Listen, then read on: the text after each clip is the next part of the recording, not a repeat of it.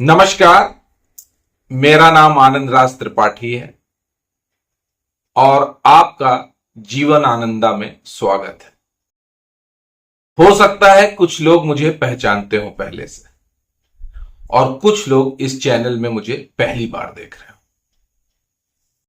Channel का नाम जीवन आनंदा क्यों रखा मैंने? जीवन को नए रंग ढंग से तौर तरीके से देखने का नजरिया है जीवन आनंदा। भौतिकता और आध्यात्मिकता यानी कि जो भौतिक जगत है और जो आध्यात्मिक जगत है उनके बीच का सामंजस्य है ये जीवन आनंदा। जीवन के बहुत सारे पक्ष होते हैं, बहुत सारे पथ होते हैं और हर आदमी अपने तरीके से उन पर चलकर अपनी मंजिल को पहुंचता है। कुछ को यह सुकून होता है कि उन्होंने जीवन बहुत अच्छा जिया और कुछ लोगों को यह दुख रहता है यार कि कुछ कमी रह गई। और आजकल बच्चों से लेके बड़ों तक, बूढ़ों तक सब में यह बड़ी दिक्कत है कि सबको कोई ना कोई कमी सालती रहती है, कुछ ना कुछ कष्ट रहता है सब कुछ होते हुए भी। अब जो इसका थंबनेल है वीडियो का कि संतुष्ट कैसे हो, संतुष्टि क्या है, इसके लिए क्योंकि आज पहली बार आप मुखातिब हो रहे हैं मुझसे तो एक कहानी सुनाता हूं। अब आप कहेंगे कहानी कहानी हम लोग सुनते आए बचपन से, रामायण की, महाभारत की, भागवत की कथाएं सुनते आए हैं, जागरण देखते आए, सुनते आए, पिक्चरें देखते आए, सब कुछ देखते आए। कभी कभी हम सरसरे तौर पे कहानी पढ़ जाते हैं, कभी कभी वो दिमाग में उतर जाती है, कभी कभी हम अनमने मन से कई कथाएं सुनते हैं, बैठे हैं पांडाल में, नींद आ रही, औंग रहे, मन नहीं लग रहा, मन कहीं और है। कभी कभी वो कथा दिल में उतर जाती है। तो ये इस बात पर बहुत निर्भर करता है कि कथा कह कौन रहा है, किस ऊर्जा क्षेत्र में हो रही है कथा, उसकी वेवलेंथ क्या है। जो लोग फिजिक्स के होंगे वो लोग जानते होंगे, अगर वेवलेंथ मैच कर गई तो वो कथा, वो कहानी आपके दिल में उतर जाएगी। कहानी एक सी है, रामायण की कथा कई बार दोहराई जा रही है, भागवत कई बार दोहराई जा रही है, महाभारत कई बार दिखाई जा रही है, लेकिन कभी कभी भाषा का संप्रेषण इतना तकड़ा होता है कि वो हृदय में तो उतरती ही है कहानी, साथ में कब पता नहीं चलता आपको, वो आपके व्यवहार में प्रकट होने लगती है। एक बार व्यवहार में प्रकट होने लगती है जब कहानी, तब जीवन का आनंद शुरू होता है, तब जीवन आनंदा। चलिए तो कहानी शुरू करता हूं। ये कहानी आपने सुनी होगी पहले भी, लेकिन वही है, कब कहानी कौन कहे कैसे और कैसे पहुंच जाए ऐसे कि कोई पता नहीं हो जाए कैसे से कैसे। ये थोड़ी सी बात अलग है, लेकिन कब कौन बदल जाए, कब किसका चरित्र बदल जाए, कब कौन। देखो, हर आदमी में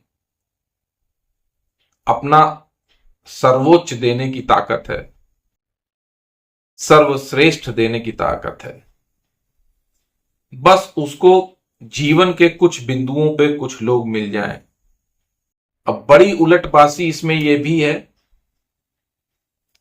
कि कोई किसी के चाहने से किसी को मिलता नहीं, सब ग्रह नक्षत्रों का ही खेल है, प्रारब्ध का खेल है।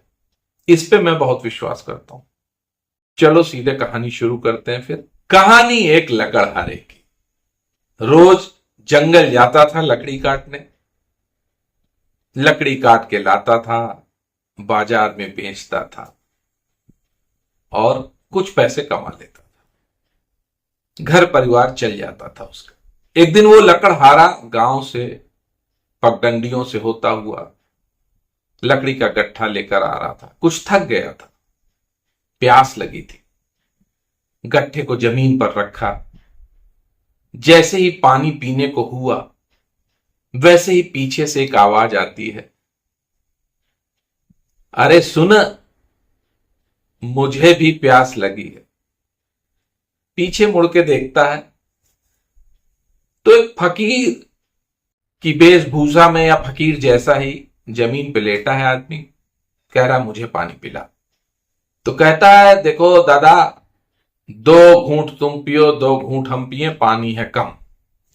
ये कह के वो फकीर को वो बोतल पात्र दे देता है।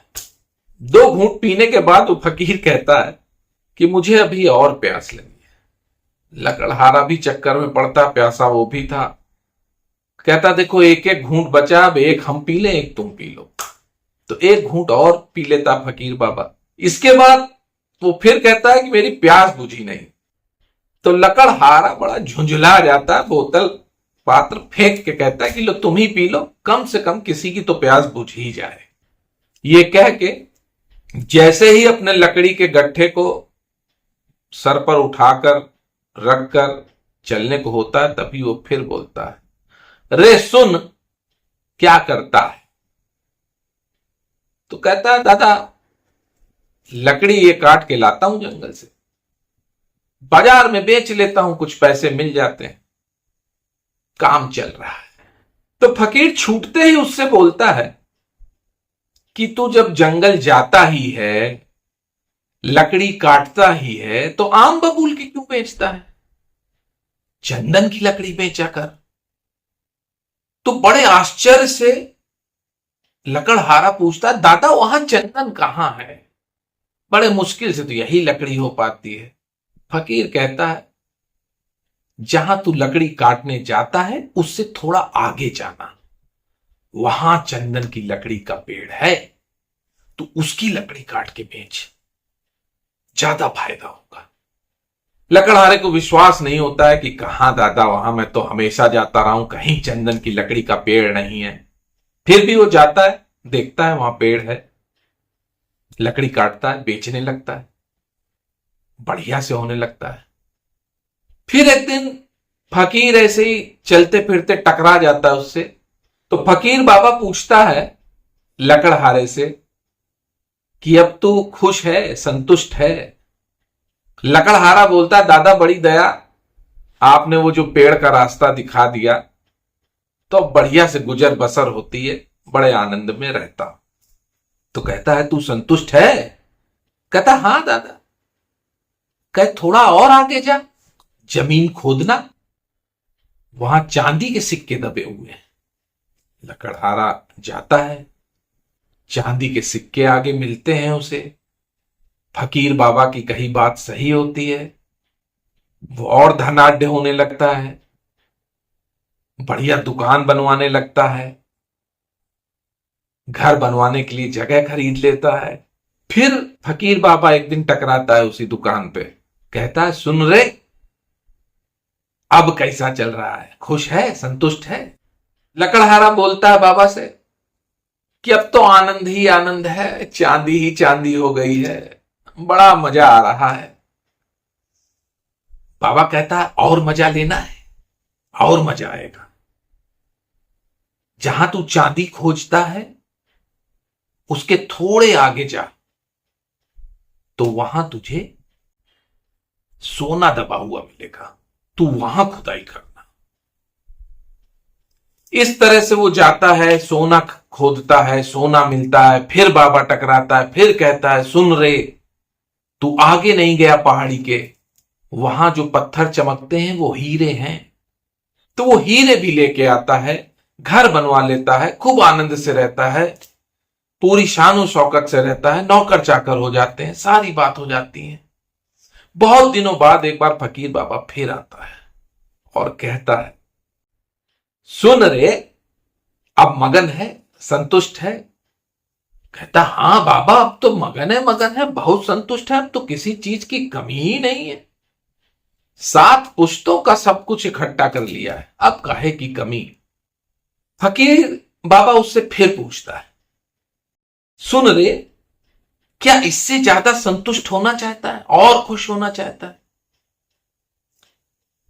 तो बड़ा असमंजस में पड़ जाता है लकड़हारा। लकड़हारा कहता है कि दादा इससे ज्यादा संतुष्ट क्या हुआ जा सकता है? इससे आगे और क्या? फकीर बाबा बहुत तेज हंसता है। फकीर बाबा बोलता है कि उससे आगे मैं, उससे आगे फकीरी, सबसे बड़ी फकीरी, जिसके आगे ये सब बेकार, इससे आगे मैं। ये सब कुछ जो तुझे बताया ये मुझे पता था ना। वो चंदन का पेड़ भी पता था, वो चांदी भी पता थी, वो सोना भी पता था, वो हीरा भी पता था। फिर भी मैं जब तुझे मिला था तो कहां मिला था? आनंद से पड़ा हुआ था ना। उसी क्षण लकड़हारा पैरों में गिर पड़ता है फकीर बाबा के। दादा, मैं समझ गया तुम जो समझाना चाहते थे। सब कुछ समझ में आ गई ये बात। कहानी ये आपने सुनी होगी कई बार या पहली बार सुन रहे हैं। अब मेरा यहां उद्देश्य ये नहीं है कि मैं फकीरी बताऊं आपको। कलयुग है, सबके अपने सपने हैं, सब कुछ कर गुजरना चाहते हैं, सब कुछ बनना चाहते हैं, पढ़ाई लिखाई की है, नौकरी करना चाहते हैं, धंधा करना चाहते हैं, व्यापार करना चाहते हैं, किसी पद पे पहुंचना चाहते हैं, कुछ प्रतिष्ठा पाना चाहते हैं। फकीरी उससे ऊपर है। फकीरी एक अंदाज है। फकीरी कभी आप गरीब होने से तात्पर्य मत लगाइए। फकीरी एक जीने का अंदाज है। आज जीवन आनंदा का यही लेसन है। जो सबसे बड़ी संतुष्टि है वो फकीरी में है। अब मैं इस कहानी को दूसरे तरीके से आपको समझाता हूं, इसका एक और पक्ष। अगर वो फकीर बाबा उस लकड़हारे को पहले दिन ये समझाने लगता कि फकीरी में मजा है तो समझ में ना आता लकड़हारे। लकड़हारे को पहले चंदन का पेड़ दिखाया, चांदी दिखाया, सोना दिखाया, हीरे दिखाए, तब बताया कि ये सारी चीजों को जानते हुए भी मैं आनंद से पड़ा हुआ हूं। तब जो चोट लगी, जो चोट हुई लकड़हारे के दिमाग में, मतलब मन मस्तिष्क में, वो चोट बहुत गहरी थी। तब उसकी आंखें खुली। पहले ही दिन समझाया जाता तो शायद ना समझ आती बात। तो वैसे ही पहले सब कुछ करिए। कभी कभी किसी दिन बहुत दुखी हो जाते हैं आप, कभी व्यापार में घाटा हो जाता है, कभी आपके मन की बात नहीं होती है तो आप बहुत दुखी होते हैं। तब इस कहानी से अपने को जोड़िएगा। भौतिकता से आध्यात्मिकता की दोस्ती है जीवन आनंदा। न मैं कोई गुरु हूं, न घंटाल हूं, नॉर्मल आदमी हूं। और इसीलिए ये नॉर्मल चैनल है जीवन आनंदा।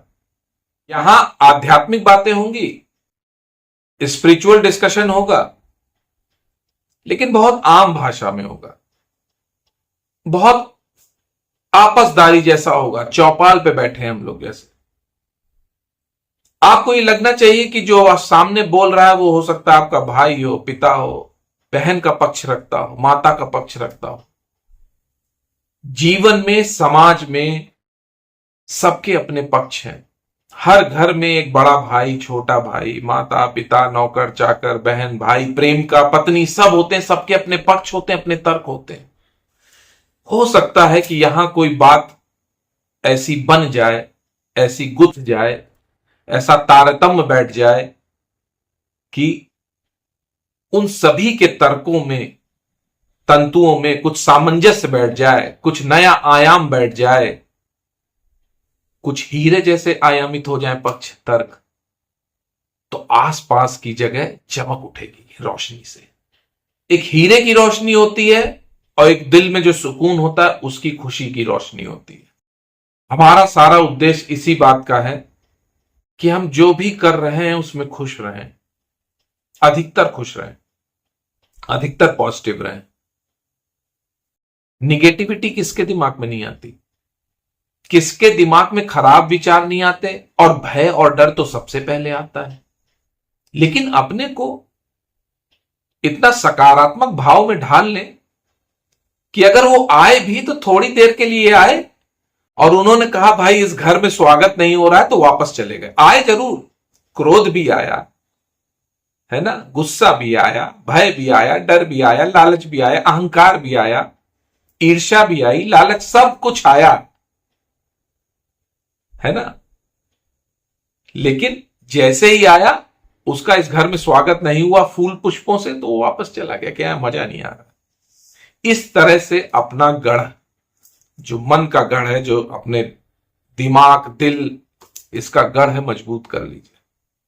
मैं ये भी जानता हूं कि बहुत लोग शायद समझ ना पाए जो मैं बोल रहा हूं, बहुत लोगों को पसंद भी ना आए चैनल, लेकिन अगर समझ में आ रही है तो बात यहां पे हर चीज की होगी। ये जो मंच है, जो यहां पर चर्चा होगी, वो जीवन के सारे आयाम की होगी। जितने भी रस हैं और जितने भी विषय और मुद्दे हैं, अच्छे बुरे खराब, सब पे चर्चा होगी। और कमेंट बॉक्स में आपके विचारों का, आपके प्रश्नों का स्वागत है। कोशिश करूंगा कि समय समय पर आकर वीडियो के माध्यम से कुछ बताने की कोशिश करूं, कुछ समझाने की बात हो। जो भी बात होगी वो जीवन में मैंने जो खुद सोचा है, जो पाया है, जो जिया है, जो अनुभव है, उसी स्तर पे लेके बात होगी। ऐसा नहीं होगा कि कोई आकाशीय भविष्यवाणी मैं आपसे कर दूं जो सर के ऊपर से निकल जाए कि यार ये तो होता ही नहीं है। मतलब कोई भी ऐसी सुपर ह्यूमन जैसी बात नहीं होगी कि जो अरे यार आम आदमी ना कर पाए। एक आम आदमी ही सुपर ह्यूमन और सर्वोच्च बनता है, ये हमेशा याद रखिएगा। तो आम आदमी जैसी बात होगी, एक दिन बातों बातों में ही बात निकल आती है और उस दिन बड़ी बात हो जाती है। तब आसपास वाले सोचते हैं, विश्वास ही नहीं करते कि यार बड़ी बात भी हो सकती है, लेकिन हो जाती है। और हम सब में वो बड़ी बात करने की ताकत है, हम सब में वो सब कुछ पाने की ताकत है जो हम पाना चाहते हैं। जीवन में हम सब परेशान हैं, तो एक चीज तो दिमाग से निकाल दीजिए कि परेशानी कोई ऐसी चीज नहीं जो सिर्फ आपको हो रही, वो सबको होती है। विषय अलग हो सकते हैं, स्तर अलग हो सकता है, स्टेजेस अलग हो सकती हैं, दर्द थोड़ा कम ज्यादा हो सकता है, लेकिन होता सबको है। और बड़े आसानी से उसका ट्रीटमेंट है, बड़े आसानी से उसको दूर किया जा सकता है, कोई बहुत बड़ा काम नहीं है। सारा कुछ अपने विचारों को व्यवस्थित करने से ही हो सकता है। आज जो बात थी वो इस बात पे थी कि आप संतुष्ट कभी भी नहीं होते हैं और एक क्षण में हो सकते हैं। आपको बहुत सारी चीजों की चाह हो सकती है और हो सकता है वो सारी चीजें मिलने के बाद आपको फिर किसी चीज की चाह ना हो, लेकिन कंडीशन वही लागू है कि पहले वो सारी चीजें मिले, और बिल्कुल मिले। पूरी कोशिश करनी चाहिए, आखिर आप पुरुष हैं, पुरुषार्थी हैं, मेहनत करिए, मिलनी चाहिए। मिलने के बाद उसकी योग्यता, उपयोगिता, ये सब बाद में डिसाइड करिए। खुद डिसाइड करिए कि ये उपयोगी है कि इसकी कोई जरूरत नहीं है, ये बाद में। बातें पसंद आई हो तो घूमते फिरते फिर चैनल को ढूंढ लीजिएगा, जीवन आनंदा चैनल है, आ जाइएगा, स्वागत है। जो सुख पाया राम भजन में, वो सुख कहां अमीरी में। भला बुरा सबका सुन लीजिए, कर गुजारन फकीरी मेरे, कर गुजारन फकीरी में। फिर मिलेंगे।